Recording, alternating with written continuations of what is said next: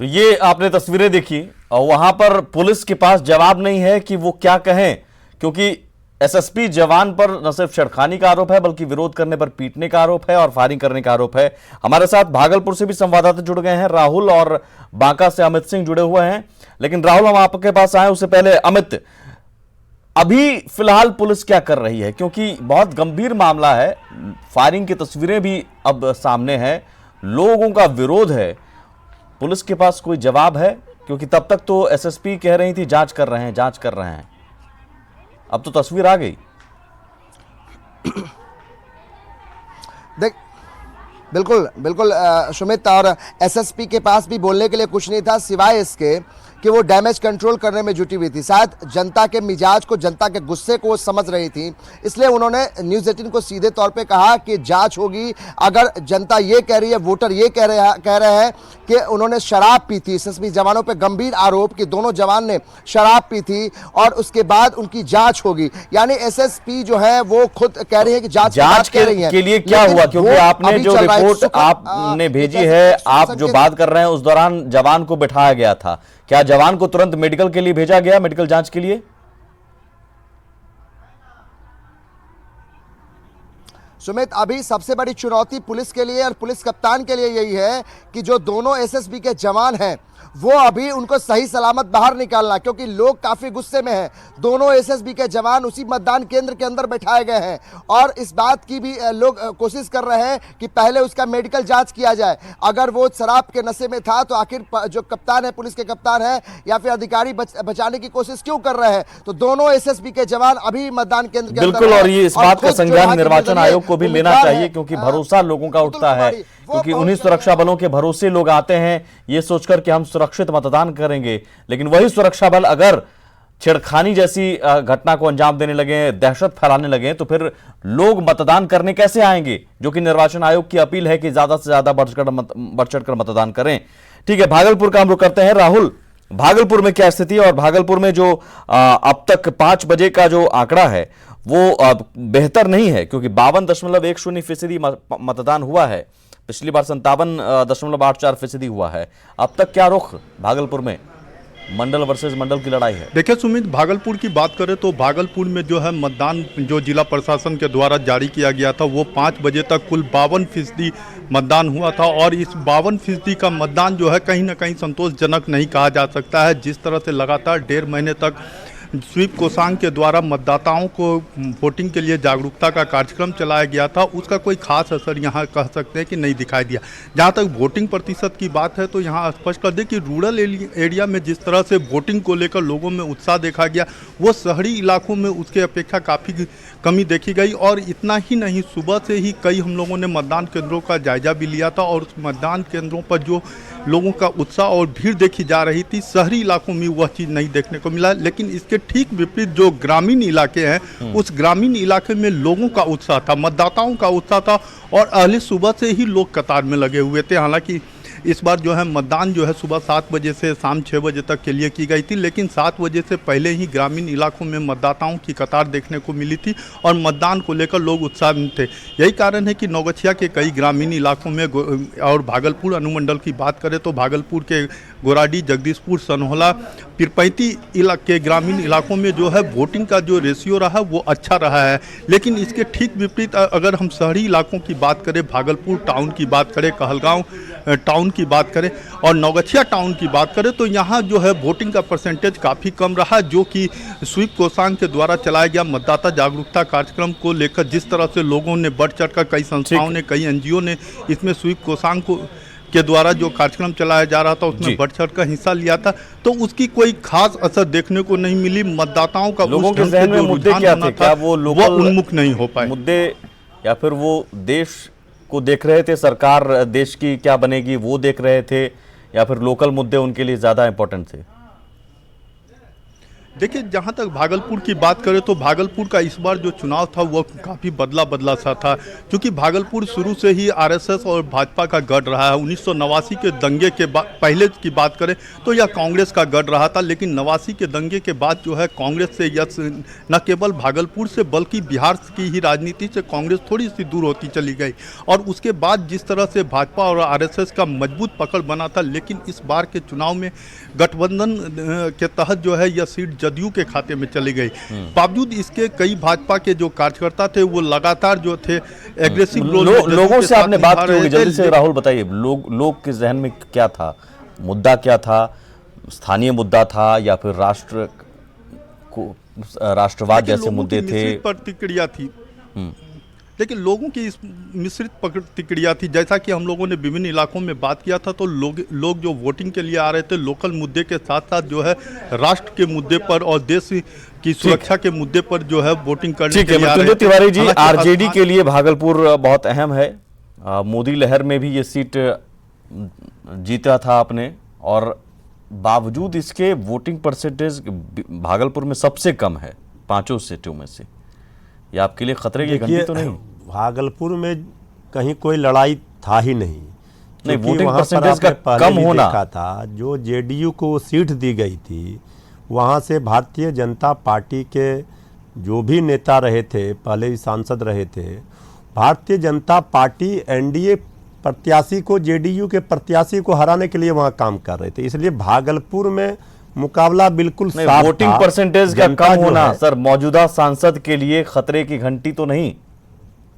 नहीं, खतरे की घंटी, देखिए खतरे की घंटी का तो कोई सवाल ही नहीं उठता है। आज हम ऑन रिकॉर्ड बोल रहे हैं, 23 मई को आप कहिएगा ये भागलपुर सीट में अगर लोग सांसद से खुश रहते हैं तो ज्यादा से ज्यादा संख्या में आते हैं एक बार फिर से उन्हें चुनने के लिए, लेकिन लोग निकल नहीं रहे हैं। 52% अब तक 5 बजे तक का मतदान है।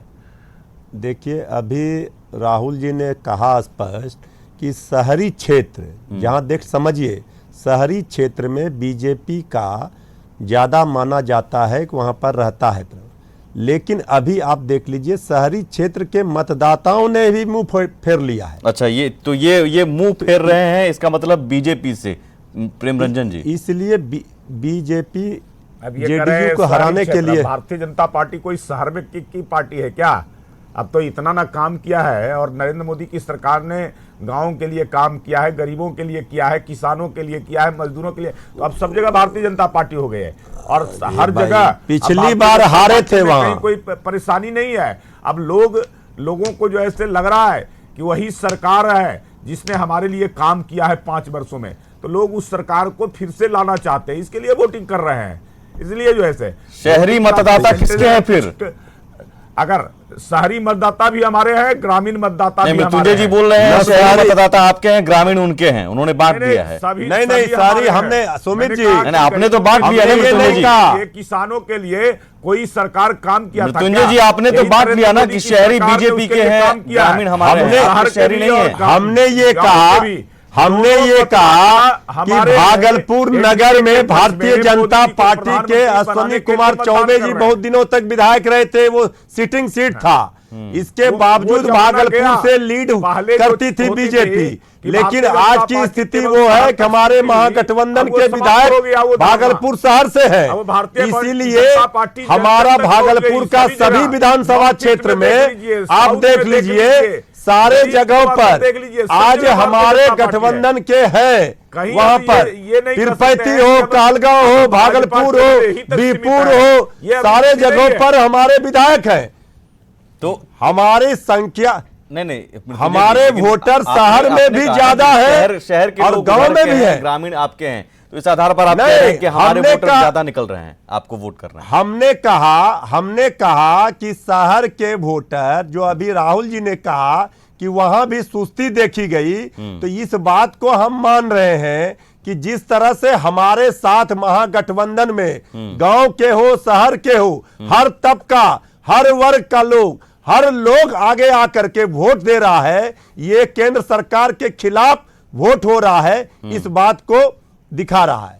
बांका चलते हैं, बांका चलते हैं सर। बांका में क्या स्थिति है कि ऐसी नौबत क्यों आ रही है कि पुतुल कुमारी लगातार दिख रही हैं आज दिन भर, प्रेमरंजन जी, लेकिन एनडीए उम्मीदवार दिखना नहीं चाहते, जो कि हमारे संवाददाता ने बता रहे हैं कि एक फ्रस्ट्रेशन दिख रहा है, खींच दिख रही है, और पुतुल कुमारी पूरा घूम रही हैं, मीडिया से मुखातिब भी हो रही हैं। ऐसा क्यों है? मतलब ऐसा तो डर तो नहीं कि पुतुल कुमारी ने खेल बिगाड़ दिया? नहीं, जो उम्मीदवार होगा, उम्मीदवार तो घूमेगा ही सभी जगह। अब मीडिया उनको इसलिए कि वो उम्मीदवार सिर्फ पुतुल कुमारी हैं, विद्रोह करके चुनाव लड़ी, गिरधारी जी नहीं है, उनको ज्यादा हाईलाइट कर रहा है। आप लगातार देख रहे हैं, पहले से भी मीडिया नहीं, गिरधारी जी नहीं है क्या? गिरधारी जी से भी हमने अप्रोच करने की, हमारे संवाददाता कह रहे हैं कि अप्रोच करने की कोशिश की। अब पता नहीं, जो ऐसे पुतुल जी को तो मैंने आप ही के चैनल पे मैंने देखा कि वो देवघर में पूजा कर रही थी वहां। अब पुतुल जी को भरोसा भगवान पर हो गया है, बाबा पर हो गया है, बाबा भोलेनाथ पर भरोसा हो गया है। अगर वो आपको नहीं है, क्षेत्र में सबको है चुनाव में देख लीजिए इनका दोहरा पर भरोसा सबसे ज्यादा, दोहरा मापदंड देखिए इनका। बाद में पहले मतदाता पर भरोसा।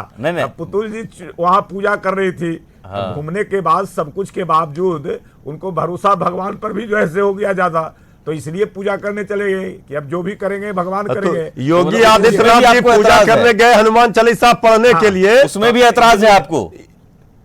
नहीं, हमको कहीं ऐतराज नहीं है, किसी से ऐतराज नहीं है। मैं कह रहा हूं कि पुतुल जी हमारी पार्टी में पदाधिकारी थी, उनको बहुत कोशिश किया गया मनाने का कि नहीं, खेल तो बिगाड़ सकती है ना। देखिए, जीत भी सकती है, आपको हरा भी सकती है, और खेल भी बिगाड़ सकती है, क्योंकि दिग्विजय सिंह का वो गढ़ रहा है, और उपचुनाव में भी वो जीती थी, प्रभाव रहा है ना? तो मैं मानता हूं उनका प्रभाव रहा है। हाँ। दिग्विजय सिंह भी वहां से सांसद रहे हैं, मंत्री रहे हैं। दिग्विजय सिंह एक बार रिबेल चुनाव जीत चुके हैं वहां से। पुतुल जी पिछली बार गिरधारी जी के लिए कम से कम बड़ी चुनौती, और शायद बांका में इसलिए नीतीश कुमार ज्यादा से ज्यादा सभा करने गए। लेकिन लोगों का भरोसा केंद्र सरकार पर है, केंद्र में नरेंद्र मोदी को सरकार बनाने का। हमारे एनडीए के उम्मीदवार गिरधारी यादव हैं, इसलिए लोगों को लगता है कि इनके साथ, इनके पक्ष में खड़ा होना चाहिए। जो कैंडिडेट हैं एनडीए के प्रत्याशी हैं उनके पक्ष में, इसलिए लोग जो है उनके पक्ष में बांका सीट भी आरजेडी का है मृत्युंजय जी। यहाँ बीजेपी की आपसी लड़ाई का क्या फायदा एक बार फिर से मिल जाएगा? कहीं फायदा नहीं। हमारे उम्मीदवार वहां से जो श्री जयप्रकाश नारायण यादव जी हैं, उन्होंने इतना काम किया है बांका के लिए कि पूरी जनता उनके लिए खड़ी है, कहीं कोई मुकाबले में नहीं है। वहां तो बीजेपी जेडीयू को हरा रहा है, कहीं जेडीयू बीजेपी को हरा रहा है। सीतामढ़ी में देखा आपने, क्योंकि बांका और भागलपुर दोनों जगह 52% मतदान है, 52% के इर्द गिर्द है, दोनों जगह सबसे कम मतदान हुआ है।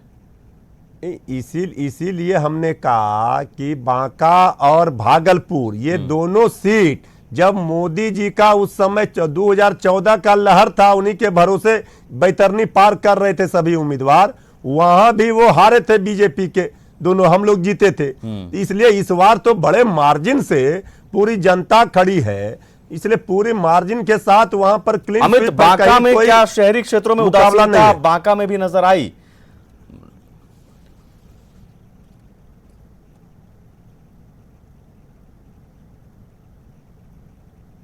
क्षेत्र में लोग काफ़ी सुबह से ही लोग लंबी कतारों में खड़े रहे।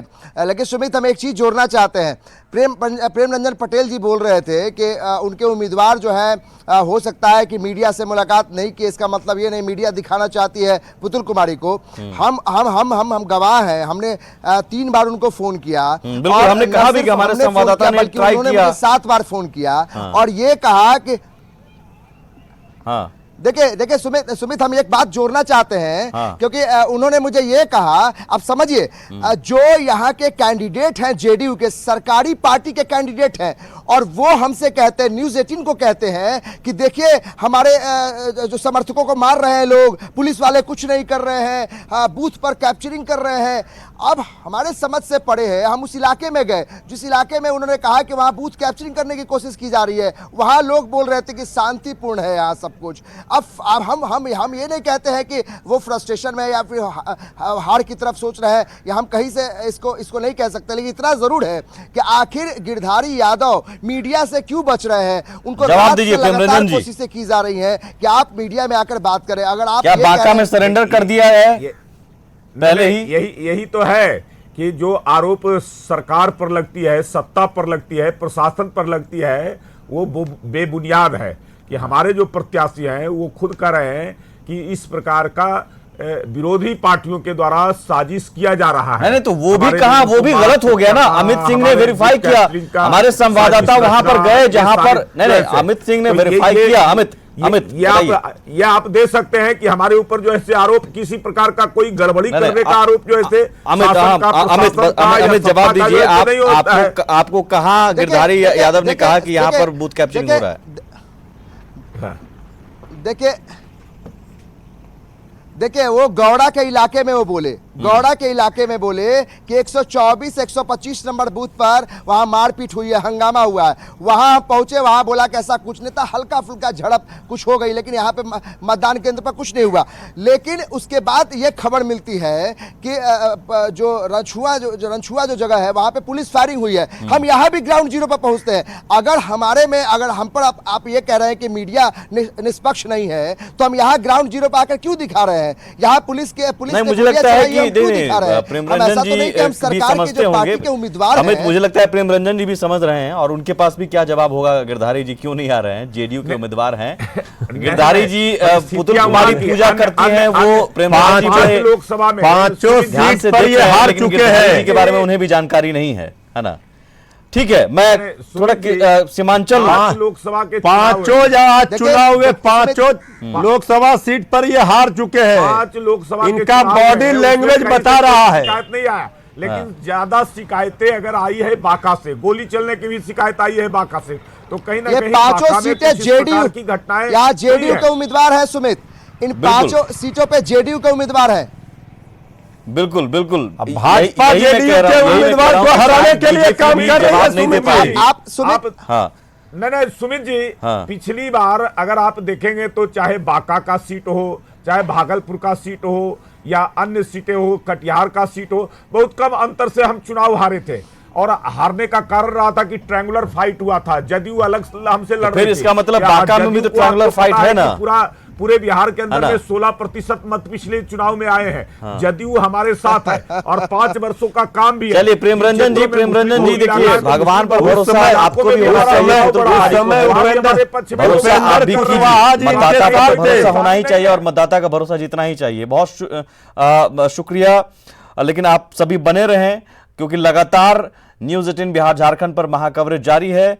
6 बजने वाले हैं, वक्त खत्म हो चुका है। हालांकि जो भी बूथ पर अभी पहुंच गए हैं उन्हें मतदान करने दिया जाएगा, वोट देने दिया जाएगा। कुल मिलाकर मतदान प्रतिशत 6 बजे तक के बाद का देखना होगा कि क्या बढ़ोतरी हुई, लेकिन अब तक औसतन करीब 57-60 के इर्द गिर्द ही रहा। सबसे ज्यादा किशनगंज में बेहतर मतदान हुआ है, 64.40%। लेकिन ये जरूर है कि आने वाले चरणों में भी अगर आपके क्षेत्र में मतदान हो तो आप अभी से मन बना लीजिए कि वोट जरूर डालें। हमारी भी अपील लगातार